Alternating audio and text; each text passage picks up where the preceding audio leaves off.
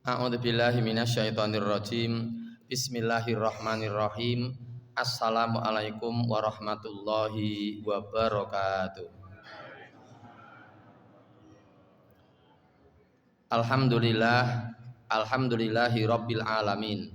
Alhamdulillahilladzi hadana lihada wa ma kunna linahtadiya laula an hadanallah. Asyhadu an la ilaha illallah wahdahu la syarikalah wa asyhadu anna Muhammadan abduhu wa rasuluhu la nabiyya wa la rasula ba'dah. Qala Allah Ta'ala fil Qur'anil Karim, a'udzu billahi minasyaitonir rajim. Ya ayyuhalladzina amanu taqullaha haqqa tuqatih wa la tamutunna illa wa antum muslimun. Shadaqallahul adzim. Allahumma arhamna bil Qur'an. Alhamdulillahirabbil alamin. Bapak-bapak, ibu-ibu, jamaah pengajian IPHI Ranting Sumber rahimani wa rahimakumullah. Pertama kita panjatkan puja dan puji syukur kehadirat Allah Subhanahu wa taala. Sore hari ini kita dipertemukan oleh Allah untuk berpengajian bersama. Ada beberapa dari Bapak Ibu mungkin yang sudah sering ketemu sama saya dan mungkin ada yang baru saja ketemu, seperti Ustadz Fathur Rahim sering ketemu, Pak Kakono juga sering ketemu, Pak Ki sering ketemu, Mas Ri Hambodo juga sering ketemu. Ada bapak-bapak ibu-ibu yang jarang bertemu. Semoga pertemuan kita sore hari ini pertama inspiratif, yang kedua membuat kita berpikir dan berhati-hati. Kemudian semoga pertemuan kita sore hari ini dicatat oleh Allah sebagai bagian dari amal solih kita hari ini yang diterima oleh Allah Subhanahu wa taala. Amal solih yang kita laksanakan pada hari Ahad tanggal 1 September tahun 2024 menurut hitungan kalender Masehi. Selanjutnya semoga sholawat serta salam senantiasa dicurah limpahkan atas uswah hasanah kita. Beliau adalah Nabi besar Muhammad sallallahu alaihi wasallam. Demikian pula kepada para keluarganya, para sahabatnya dan seluruh umatnya yang setia sampai akhir zaman. Semoga kita termasuk di dalamnya. Amin ya rabbal alamin. Bapak Ibu, sore hari ini nanti sampai jam 5 biasa atau jam kasar gitu. Sampai jam 5 masih ada waktu singkat, 46 menit ke depan kita akan berpengajian mengenai beberapa ayat yang akan saya sampaikan. Lalu nanti Pak Indra nanti yang akan membacakan terjemahnya. Saya hanya membacakan ayatnya, lalu nanti Pak Indra yang membacakan terjemahnya. Saya tadi sudah buat kesepakatan di situ. Pak Indra yang paling muda siapa ya? Enggak tahu. Jenengan ingkang saya anggap paling muda nggih. Saya mintai tolong untuk membacakan terjemahnya saja. Oh ya. Tidak melecehkan. Oh enggak melecehkan. Baik, sekarang kita mulai pengajiannya. Bapak dan Ibu, mari kita refresh lagi. Ada hadis yang sudah kita hafal di luar kepala kita saking hafalnya, yaitu al-hajjul mabruru laisa lahu jazaa'un ilal jannata. Jadi haji yang mabrur itu tidak ada pahala yang sepadan, tidak ada pahala yang selevel kecuali surganya Allah. Makanya menjaga kemabruran haji itu sangat penting. Sangat penting. Kalau yang semula mabrur lalu karena godaan-godaan, nanti saya sampaikan godaannya ya. Ini ayat Quran, godaannya itu yang ngendika ayat Quran.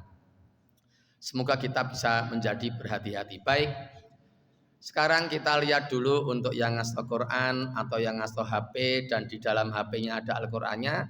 Kita lihat dulu dua buah ayat sebagai berikut. Yang pertama nganu Pak Indra, surat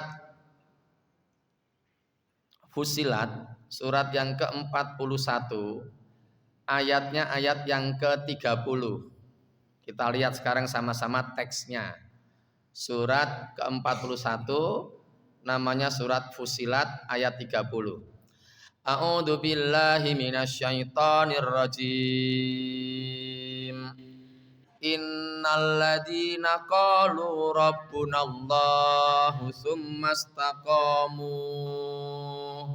tatanazzalu alaihimul malaikatu alla takhafu wala tahzanu wa abshiru bil jannati allati kuntum tu'adun. Monggo Pak Indra.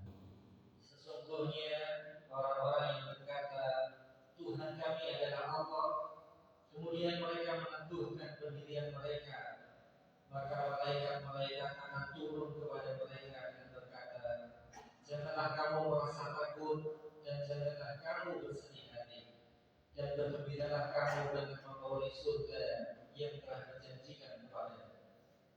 Bapak Ibu, saya tak mohon maaf dulu ya. Saya secara analisis linguistik kurang begitu setuju dengan terjemahan ini, dengan Departemen Agama ini. Yang tidak setuju terletak pada kata sumastaqomu. Sumastaqomu di dalam terjemahan ini diterjemahkan dengan kemudian mereka meneguhkan pendirian mereka. Itu secara sebentar ya. Saya kok merasa dari awal dulu saya tidak nyaman dengan terjemahan ini. Saya lebih nyaman kalau sumastaqom itu diterjemahkan dengan kemudian mereka beristiqomah. Gitu. Pak Indra tolong dong kata kemudian mereka meneguhkan pendirian mereka diganti dengan kemudian mereka beristiqomah. Monggo dari awal. Sesungguhnya orang-orang yang berkata Tuhan kami adalah Allah, kemudian mereka beristiqomah,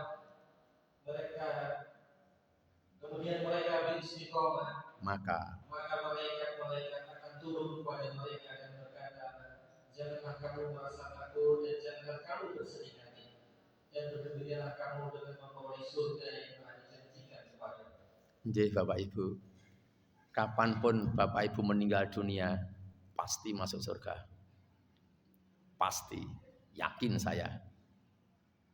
Kalau kita bisa menjaga, mengistiqomai apa yang telah kita dapatkan ketika berada di Saudi 40 hari. Atau ada kalau yang nopo niku yang lebih pendek ya ada mungkin ya, tidak 40 hari. Nah, insya Allah kalau kita itu bisa mengistiqomai itu, maka janji Allah sesungguhnya orang-orang yang mengatakan Tuhan kami ialah Allah, kemudian mereka beristiqomah, maka para malaikat akan turun pada mereka, pada orang-orang yang beristiqomah tadi itu. Seraya mengatakan, janganlah kamu takut, janganlah kamu bersedih hati, dan bergembiralah dengan surga yang telah dijanjikan oleh Allah kepadamu. Saya tambahi lagi, tambahan saya sendiri, karena keistiqomahanmu tadi itu. Itu ada tambahan saya sendiri, supaya menjelaskan. Nah jadi insya Allah dhewe niki kita paitane trimo istiqomah tok mawon. Nek saged istiqomah insya Allah tidak mungkin Allah melinjani janji itu, tidak mungkin. Dalikal kitabul la raiba fihi hudal lil muttaqin, tidak mungkin Allah melinjani janji. Jadi kalau kita itu bisa istiqomah, maka kita akan mendapatkan sing nomor setunggal ke nomor kalih boten direken sithik boten napa-napa.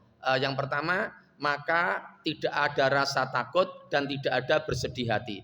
Pun sing nomor tiga mawon. Bergembiralah dengan surga yang telah dijanjikan oleh Allah kepadamu karena keistiqomahanmu tadi itu. Jadi kapan-kapan kalau bapak-bapak, ibu-ibu meninggal dunia,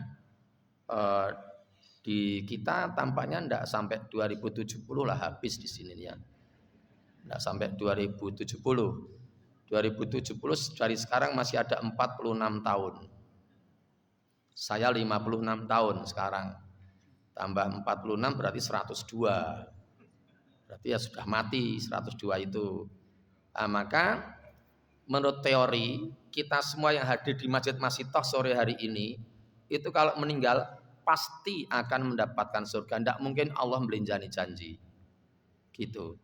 Nah, sekarang muncul pertanyaan bagaimana konsep istiqomah. Istiqomah itu cara Jawane ajeg. Cara Inggrise continue. Continue. Bahasa Jawanya ajeg. Jadi seperti yang kita lakukan di Saudi di masa kita berhaji dulu, subhanallah, kalau bisa sholat terus di Masjidil Haram 100.000, bisa sholat di Masjid Nabawi 1.000 kali daripada di sholat-sholat yang lain, di tempat-tempat yang lain. Lah kalau kita bisa mengistiqomahin niku, sholat subuh ten masjid, sholat luhure ten masjid, sholat asar ten masjid, maghrib isya ten masjid, maca Quran sesasi katam ping pindho. Mboten ping pisan. Mboten ping pisan, mboten ping pindho minimal. Apalagi untuk yang sudah pensiun ya, sudah tidak punya pekerjaan. Sudah tidak punya pekerjaan dan uangnya banyak. Pensiunannya 20 juta. Kiriman dari anak pertama 20 juta. Kiriman dari anak kedua ya 20 juta. Jadi sebulan sudah ada dana kurang lebih 60 juta. Tidak perlu kerja. Sudah menjaga keistiqomahan niki mawon. Ngoten. Istiqomah niku ajeg. Nek mboten ajeg berarti mboten istiqomah. Mboten. Pun nggih, tit nggih ndak selak jam 5. Sekarang kita buka lagi ayat yang lain. Ayat yang lain ini konstruksi kalimatnya sama persis. Struktur kalimatnya sama persis. Tetapi wallahu a'lamu bishawab, kalau dalam surat Fussilat ayat 30 itu dijadikan satu ayat. Kalau kita lihat surat Al-Ahqaf sekarang Pak Indra, Al-Ahqaf itu surat yang ke-46. Kita lihat ayat 13 dan ayat 14. Ternyata surat Al-Ahqaf ayat 13 sampai 14 itu struktur kalimatnya, konstruksi kalimatnya persis sama dengan Fussilat ayat 30. Persis sama plek, persis. Bedanya hanya pada diksi.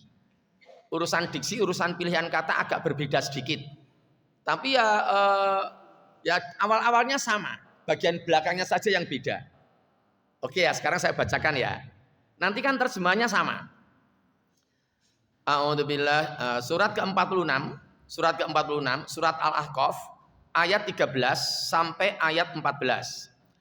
A'udzubillahi minasyaitonirrajim. Ayat 13. Innalladzina qalu rabbunallahu tsumastaqamu fala khaufun 'alaihim wala hum yahzanun. Itu ayat 13.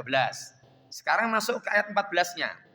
Ulaika ashabul jannah khalidina fiha jazaa'an bima kanu ya'malun. Terjemahkan Pak Indra. Sesungguhnya orang-orang yang berkata Tuhan kami adalah Allah, kemudian mereka tetap istiqomah, tidak ada rasa khawatir kepada mereka dan mereka tidak pula bersedih hati. Stop ya, tak slow dulu. Ha niki lho Pak. Niki mboten direkam toh? Oh, direkam. Waduh, direkam Mas nggih. Wah, rada bahaya iki. Saya akan matur, di sini ini depak tidak konsisten dari sisi ilmu penerjemahan. Yang tadi sama tuh Pak, sama anunya itu sama.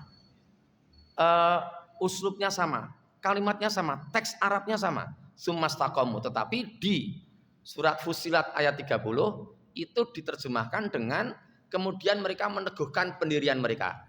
Sedangkan yang sekarang, yang surat Al-Ahqaf ayat 13 sama, summastaqamu sama. Tapi diterjemahkan kemudian mereka tetap beristiqomah. Kan beda ini. Mungkin orang yang tidak ilmu bahasa mungkin rapatnya gagas ya, mungkin ilmu hukum atau ilmu teknik atau ilmu, bagi saya dari sisi linguistik sangat berpengaruh. Saya mengajar linguistik kebetulan. Saya 26 tahun di UNS ngajar bidang linguistik. Jadi urusan-urusan bahasa itu saya senang karena mengajar. Nah, bagi saya perbedaan terjemahan ini sangat-sangat berpengaruh. Beda, konsepnya sedikit beda. Meskipun ada kesamaan-kesamaan, tapi beda. Dan saya lebih cocok ayat yang ke-13 surat Al-Ahqaf ini. Jadi saya ulangi, sesungguhnya orang-orang yang mengatakan Tuhan kami ialah Allah, kemudian mereka tetap istiqomah, maka satu, mereka tidak ada rasa khawatir. Dua, mereka tidak ada rasa takut. Lanjut Pak Indra ayat yang ke-14. Mereka itu para penghuni surga kekal di dalamnya sebagai balasan atas apa yang telah mereka kerjakan. Yang 14 diulangi sekali lagi Pak Indra. Mereka itulah para penghuni surga kekal di dalamnya sebagai balasan atas apa yang telah mereka kerjakan. Pun pasti Pak, saya yakin pasti. Bapak-bapak ibu-ibu kapanpun meninggal, besok sore, besok pagi bar subuh pasti masuk surga, pasti. Tidak mungkin tidak. Kalau tidak masuk surga berarti ayatnya keliru. Nah ayatnya keliru, mungkin sing keliru bisa bermacam-macam. Allah tidak mungkin keliru, mungkin deliverynya yang keliru, Jibrilnya yang keliru, yang menyampaikan pesan. Atau mungkin Muhammadnya yang keliru, Jibrilnya benar tapi Muhammadnya yang keliru, yang apalannya tidak kuat gitu. Tapi kalau tiga-tiganya kuat semua dan kita masuk neraka, berarti ada trouble. Pada diri kita berarti ada trouble. Kalau sampai masuk neraka berarti ada trouble. Jadi secara teoritik pasti seorang yang berhaji dari manapun, Indonesia atau Indo yang tidak Indonesia, itu semuanya masuk surga semuanya, pasti, tidak mungkin tidak. Selama mereka bisa menjaga keistiqomahan haji mabrur tadi itu. Pun nggih dit nggih, ndak selak jam 4, ndak selak jam 5. Sekarang gini, ternyata ada ayat yang lain yang ayat itu menunjukkan bahwa sing jenenge menungso itu selalu diganggu oleh yang namanya harta benda. Jadi harta benda itu adalah sesuatu yang sangat mudah untuk menjadikan godaan untuk kita, termasuk yang tidak memabrurkan haji. Gitu. Harta benda. Ayatnya saya tunjukkan 1, 2, 3, 4. 4 ayat ya, sebagai berikut ya. Yang pertama, kita lihat surat Al-Munafikun. Kita buka semuanya sekarang yang ngasal Quran, membuka surat Al-Munafikun. Surat Al-Munafikun itu surat yang ke-63. Ayatnya mulai ayat 9, ayat 10. Oke, cukup 9 dan 10 aja, yang ke-11 enggak usah. Yang ke-11 enggak usah. Enggak ngentek-ngentek waktu. Sekarang saya bacakan ayat yang ke-9. Ayat ini Bapak dan Ibu menunjukkan bahwa harta benda itulah sesuatu yang menjadikan seseorang itu bisa melupakan Allah. Jadi lupa kepada Allah karena harta benda. Jadi mengurusi bondo, duit,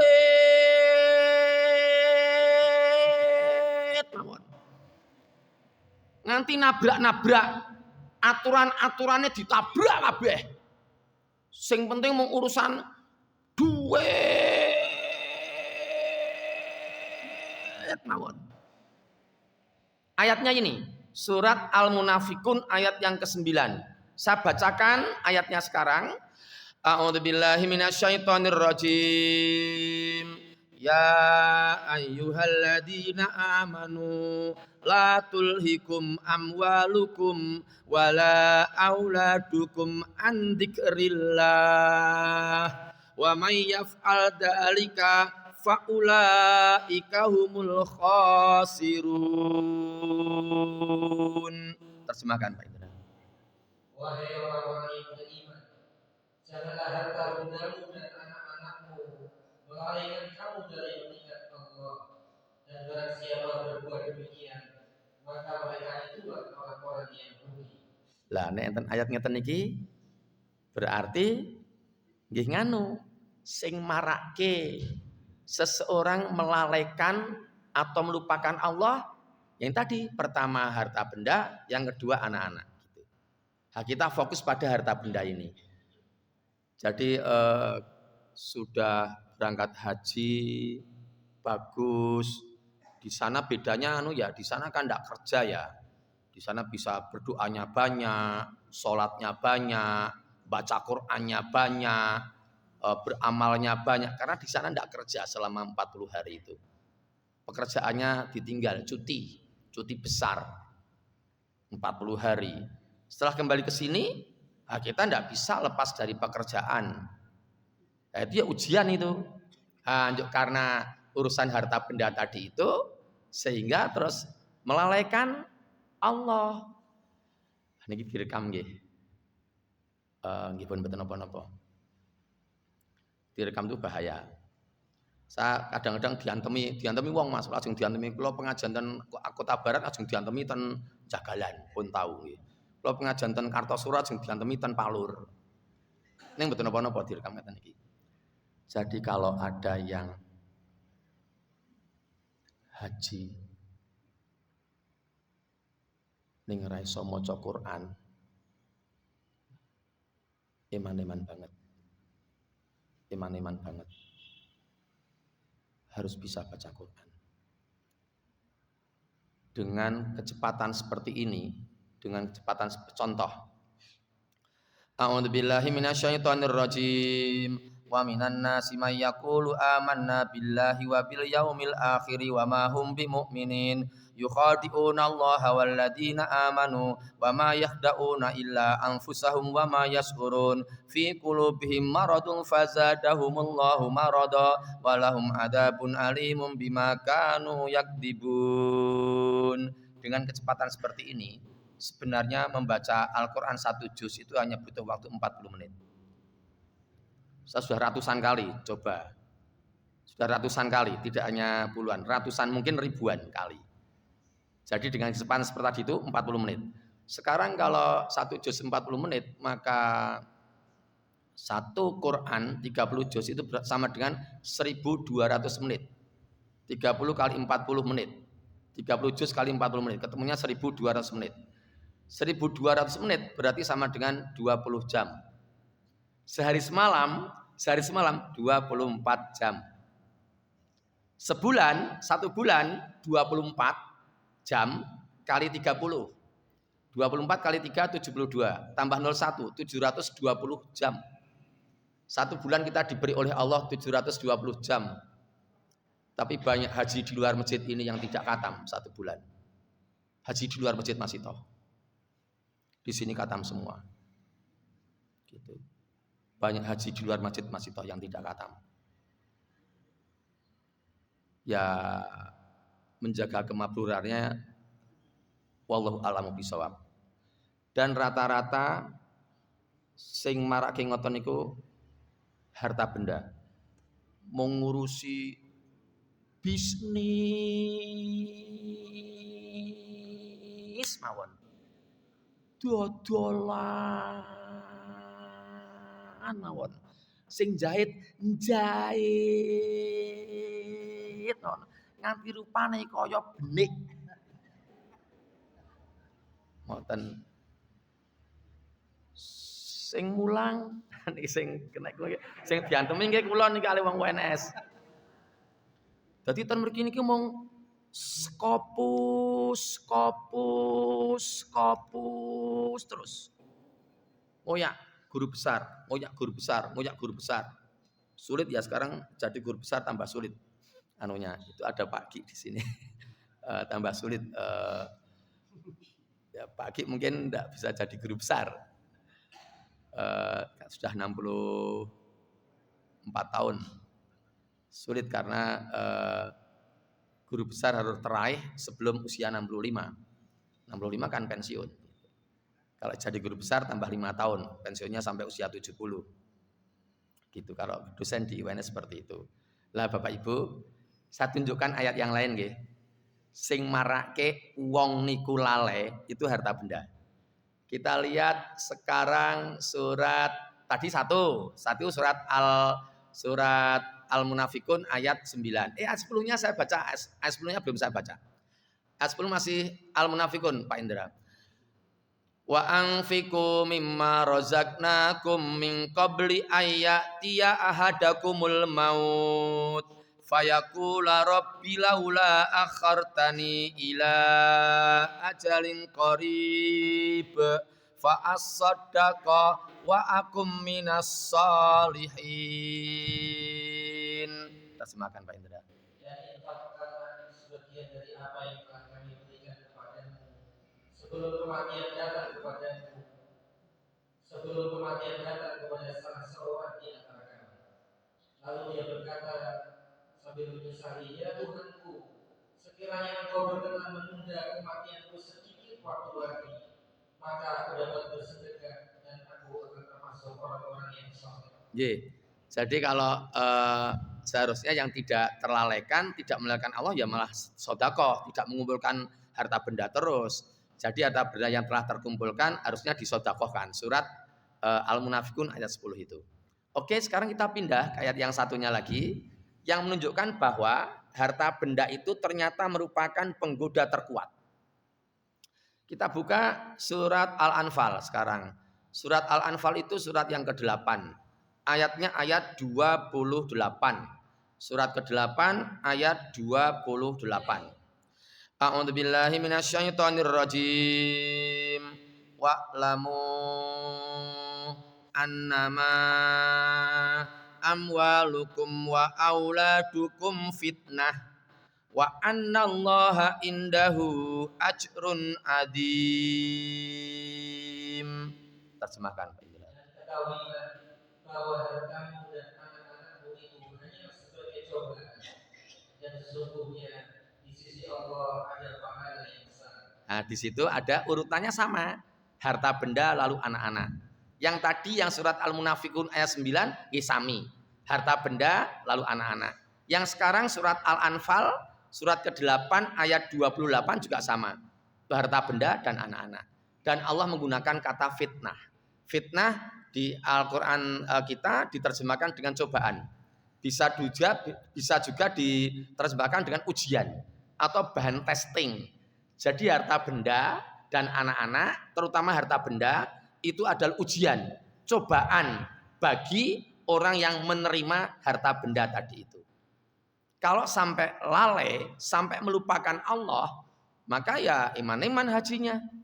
Yang sudah meluangkan waktu, menunggu lama, sampai bertahun-tahun di negara kita ini. Nah, tapi ternyata hanya untuk sekedar label. Ya iman-iman kalau hanya sekedar label. Dipanggil tidak pakai haji nesu. Ya dipanggil tidak pakai haji nesu.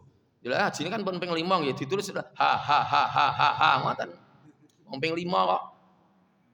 Padha doktore telu, dokter, PhD. Nah, hajine ping 5 nggih. Engko umure ping 7 dadi umroh. Nah, siapa gitu. Nah, gitu-gitu itu nganu napa ujian bagi kita. Nah, makanya monggo harta benda ini jangan sampai melalaikan kita dari mengingat Allah. Nggih, biasane nek pun harta benda nggih pun nggih urusan pekerjaan. Yuk terus salate barang mboten jamaah ten masjid. Ngajine berkurang. Ya repot wae niku, direpotkan wae niku. Ayat yang lain adalah yang pendek dulu ya, Surat saya pilihkan surat Al-Kahfi. Surat Al-Kahfi itu surat yang ke-46. ke-18 ayatnya ayat 46. Surat Al-Kahfi itu surat yang ke-18 ayatnya ayat 46. Di situ juga Allah menjelaskan, mengemukakan dalam ayat itu bahwa harta benda itu merupakan ujian besar bagi kita. Oke, saya bacakan ayatnya. A'udzubillahi minasyaitonirrajim. Al-malu wal banuna zinatul hayatid dunya wal baqiyatus sholihatu khairun inda rabbika sawabaw wa khairun amala. Pak Indra. Harta dan anak-anak adalah perhiasan kehidupan dunia, tetapi amal kebajikan yang terus-menerus adalah lebih baik pahalanya di sisi Tuhanmu, serta lebih baik untuk menjadi harapan. Diulangi sekali lagi, Pak Indra. Harta dan anak-anak adalah perhiasan kehidupan dunia. Stop. Setelah ini nggih. Lanjut setelah ini, penting sekali setelah ini. Tetapi amal kebajikan yang Terus-menerus adalah lebih baik pahalanya di sisi Tuhanmu, serta lebih baik untuk menjadi harapan. Angetan niku. Dados lewat pengajian iki, monggo bapak-bapak sholat tahajudnya jangan ditinggal. Nggih. Sekalipun jangan meninggalkan sholat tahajud. Atau sholat witir sama 2 rakaat sebelum subuh. Sholat sunnah yang paling penting, yang sifatnya daily itu harian, itu adalah sholat witir dan sholat 2 rakaat sebelum subuh. Gitu. Bukan sholat tahajud, bukan. Nanti bisa dilihat kitab Minhajul Muslim. Terus sholat-sholat yang lain kita laksanakan juga. Terus ya Allah, sing paling abot sing ngomong. Omong tok orang lakoni pasti masuk neraka. Pasti masuk neraka, pasti. Ada hadisnya di sini. Saya bawa hadisnya di sini. Jadi wong sing ngomong tok ning ra nglakoni pasti masuk neraka. Ada di sini hadisnya. Ayatnya nanti setelah ini. Kalau mau perlu dibuka kita buka nanti. Jadi monggo hati-hati, tapi kita harus memperkuat keistiqomahan kita itu. Istiqomah niku titenane nek diwenu pun nglakoni terus.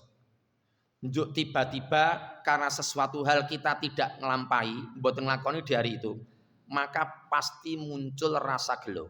Pasti tidak mungkin tidak. Jadi untuk bapak-bapak yang sudah setiap pagi sholat subuh di masjid berjamaah, setiap pagi sholat berjamaah di masjid subuh, itu nek suatu ketika karipannya jane mboten disengaja, baru saja pulang dari Surabaya misalnya, sampai Solo lagi jam 3:30, karepe ngeliyep sebentar, "Sik Bu, aku tak ngeliyep sebentar," bablas sak omah. Bangunnya jam 5:50. Baru jam 5:50 belum lama. Tergopoh-gopoh lari ke masjid. Ya Allah, wes rampung toh Mas? Sampun Pak. Lah Bapak kok mboten nganu, kok mboten tindak teng masjid, kok kenton keng napa? Aku bar saka Surabaya. Oh ngaten. Lah adzan mboten mireng. Lah ya kuwi mau aku ki ngeliyep diluk karepe iki ngeliyep diluk tok yo arep mangkat ning masjid. Wong tangine jam 5:10. Hari enek sing telat apa ora? Mboten enten niki pun rampung sedaya. Ha masjidnya pun kosong. Terus pulang dan dengan rasa gelo. Gitu. Itu titenannya seperti itu kok. Nek ndak baca Quran sehari saja gelo. Pasti gelo. Itu titenan atau penanda bahwa orang itu istiqomah. Gitu. Nek belum seperti itu belum istiqomah. Nah, terus saya lanjutin lagi. Ayat yang keempat, yang paling repoti itu justru harta benda itu ngerepoti kita dari keistiqomahan, adalah kita lihat surat Al-Hadid, surat yang ke-57, ayat yang ke-20. Surat ke-57, ayat 20. Itu ayatnya panjang, mungkin 4 atau 5 baris. Jadi di Al-Quran itu 5 atau 4 baris, 4 atau 5 baris. Ya ayat 20, saya bacakan ayatnya. Saya baca semuanya dulu. A'udzubillahi minasyaitonirrajim. I'lamu annamal hayatud dunya laibun walahwun wazinatun watafahurum bainakum watakathurun fil amwal wal aulad. Ada 6. Kamasali ghaisin a'jabal kuffara nabatuhu summa yahiju fatarahu musfarra summa yakunu hutama wa fil akhirati adabun syadid wa maghfiratum minallahi wa ridwan wa mal hayatud dunya illa mataul ghurur. Terjemahkan Pak Indra. Ketahuilah, sesungguhnya kehidupan dunia itu hanyalah permainan dan senda gurau, perhiasan dan saling berbangga di antara kamu, serta berlomba dalam kekayaan dan anak keturunan. Seperti hujan yang tanamannya mengagumkan para petani, kemudian tanaman itu menjadi kering, dan kamu lihat warnanya kuning, kemudian menjadi hancur. Dan di akhirat nanti ada azab yang keras dan ampunan dari Allah serta keridhaannya. Dan kehidupan dunia tidak lain hanyalah kesenangan yang palsu. Nah, seperti itu. Jadi eman-eman banget toh kalau sudah pulang haji.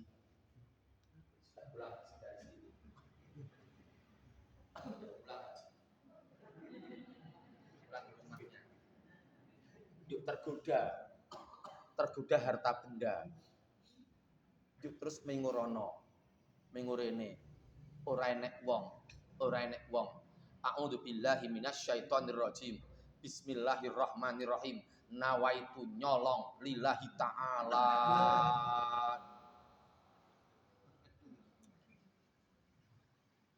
Terus dikasihkan ke istrinya uangnya itu sampai miliaran rupiah gitu.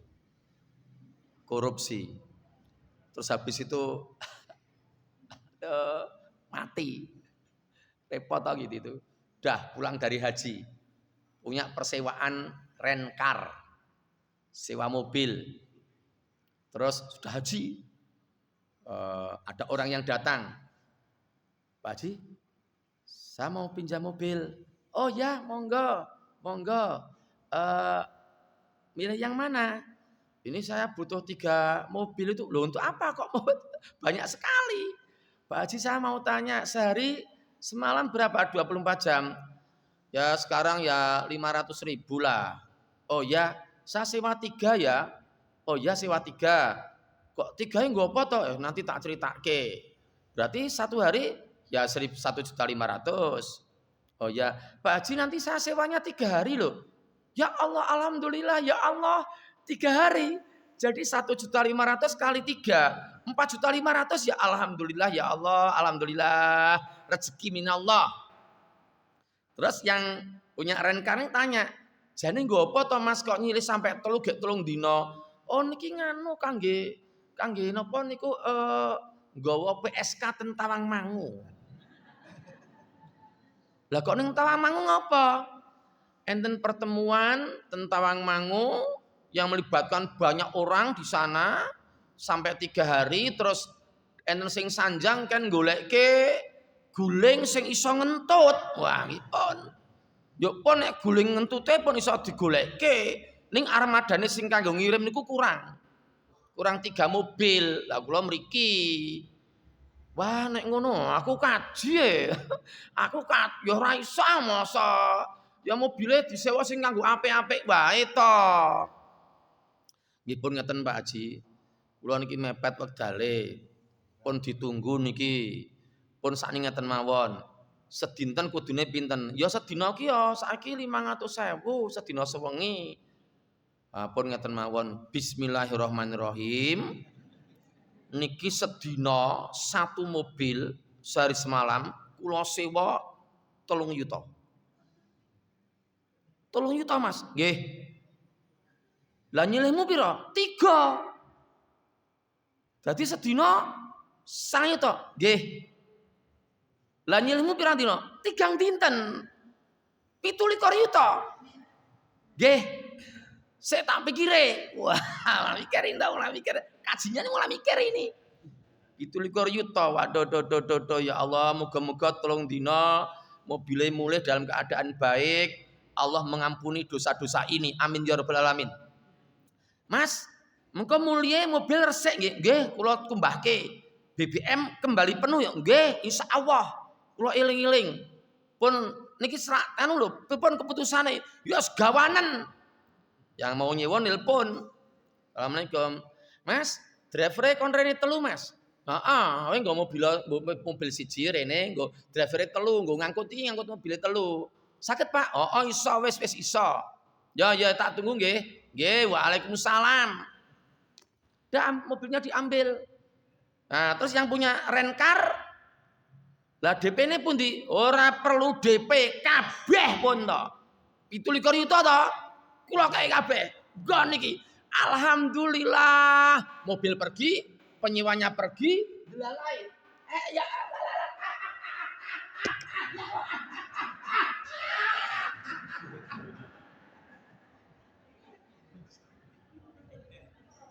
mati, Pak. Mati. Sing nyewake mobil wanu ku mati, bar nyekel dit 17 yuta. Repote ngoten niku, mabure ilang niku. Dadi mabur. Ora sida mabrur. Makanya ada hadis. Oke, saya bacakan hadisnya.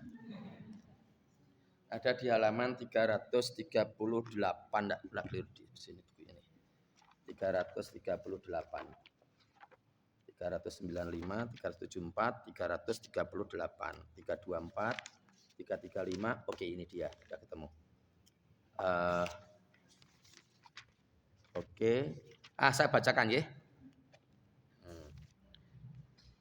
Dari Ibnu Mas'ud radhiyallahu anhu, ia berkata, Rasulullah Muhammad sallallahu alaihi wasallam yang selalu benar dan dipercaya itu bercerita kepada kami bahwa tiap-tiap manusia itu terkumpul penciptaannya dalam perut ibu selama 40 hari berupa air mani. Kemudian berupa gumpalan darah selama 40 hari. Kemudian berupa daging selama 40 hari. Lalu diutuslah malaikat dan meniupkan roh ke dalamnya. Serta diperintah pula untuk mencatat 4 kalimat. Yaitu mencatat tentang rezeki, ajal, amal perbuatan, dan tentang celaka atau bahagianya. Demi zat yang tiada Tuhan selain Dia. Sesungguhnya salah seorang di antara kamu beramal dengan amalnya ahli surga. Sehingga jarak antara dia dengan surga hanya sehasta.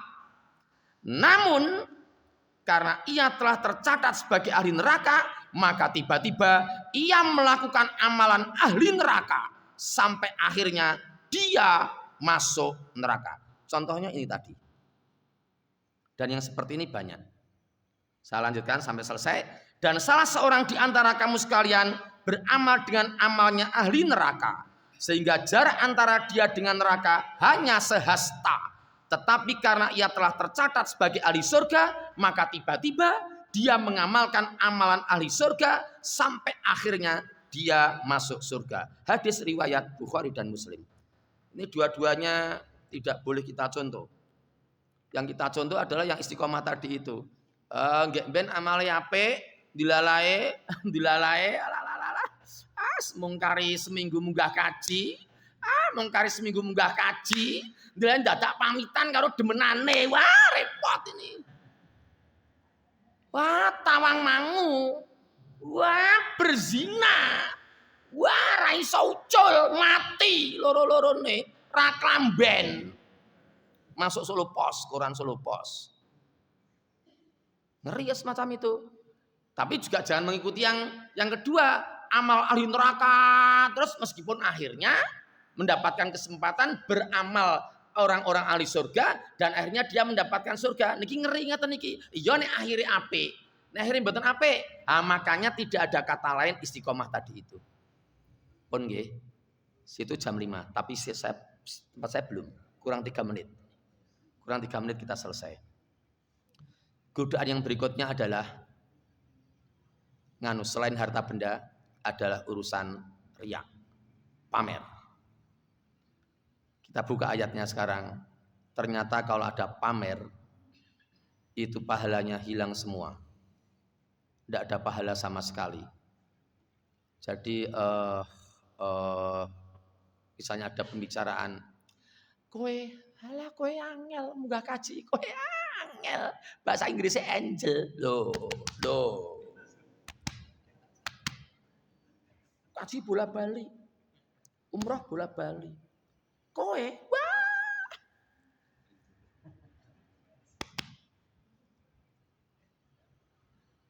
Itu ternyata hilang pahalanya. Kalau sampai suka pamer, lewat HP, lewat medsos, pamer juga, pahala hilang semua. Ayatnya jelas sekali. Kita buka ayatnya sekarang. Surat Surat Al-Baqarah ayat 264. Itu nanti saya gabungkan dengan Al-Baqarah 271 lalu selesai pengajiannya. Tidak salat maghrib. 264 Al-Baqarah saya bacakan ayatnya itu tidak begitu panjang, paling hanya 4 baris dari bawah. Saya bacakan. A'udzubillahi minasyaitonirrajim.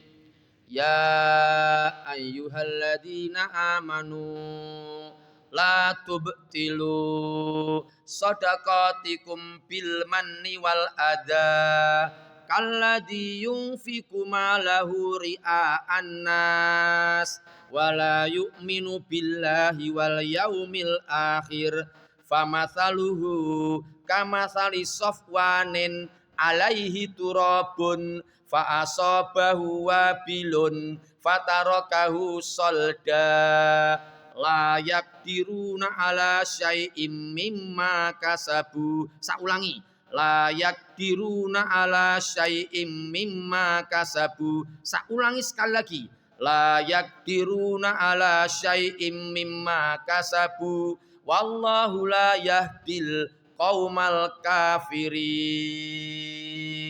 Monggo Pak Indra.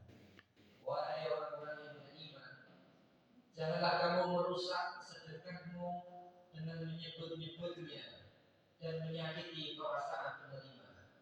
Seperti orang yang menginfakkan hartanya karena riya atau pamer kepada manusia, dan dia tidak beriman kepada Allah dan hari akhir.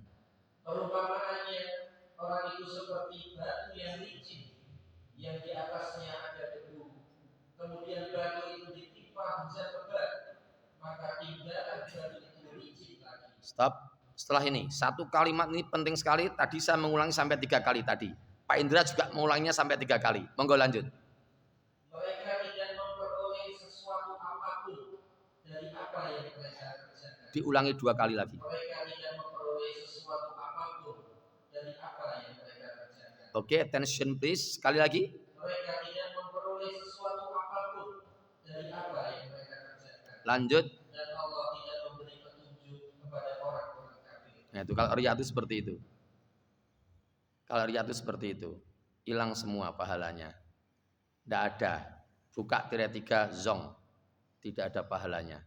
Gitu. Terus kalau ayat 271 surat Al-Baqarah itu ternyata boleh memperlihatkan amal-amalnya apabila memperlihatkan amal itu hanya untuk memotivasi orang lain supaya orang lain melakukan hal yang sama itu boleh. Tapi nek sampai riya kembali lagi ke 264. Al-Baqarah 264. Oke, yang 271 saya bacakan ayatnya. A'udzubillahi minasyaitonirrajim. In tubdus shadaqati fani immahi wa in tukhfuha wa tu'tuhal fuqara'a fahuwa khairul lakum wa yukaffiru ankum min sayyiatikum wallahu bima ta'maluna khabir. Terjemahkan. Jika kamu menampakkan sedekah-sedekahmu, maka itu baik. Dan jika kamu menyembunyikannya dan memberikannya kepada orang-orang fakir, maka itu lebih baik bagimu, dan Allah akan menghapus sebagian kesalahan-kesalahanmu. Dan Allah Maha mengetahui apa yang kamu kerjakan. Niku ngen Pak Indra niku HP to, mboten enten catatan kakine. Ini nek sing ngen Quran mushaf niku enten catatan kakinya. Jadi menampakkan sedekah itu dengan maksud untuk memotivasi orang lain supaya orang lain melakukan hal yang sama itu boleh. Tapi kalau sampai ada ria, menampakkan karena ria di medsos, aku telah ngirim uruk tanah yang ke-6 ini. Aku udah bikin masjid, itu keramiknya tuh dari aku loh, difoto. Itu kalau riya hilang pahalanya. Maka yang sudah berhaji kadang-kadang di situ itu beratnya di situ itu. Ngejai tahajud sangat bagus apabila ngejai betul, memotivasi betul dan dia melakukan. Sing paling elek niku nek memedsos ngirim ning daerah nglakoni terus turu malah. Jam 2:30 dikirim. Yuk dek turu. Wah, itu dilaknat oleh Allah. Di sini ada, di sini saya bacakan hadisnya ya. Masih ada. Habis waktunya gimana, Pak? Satu lagi ya, dikit lagi ya. Kacamata.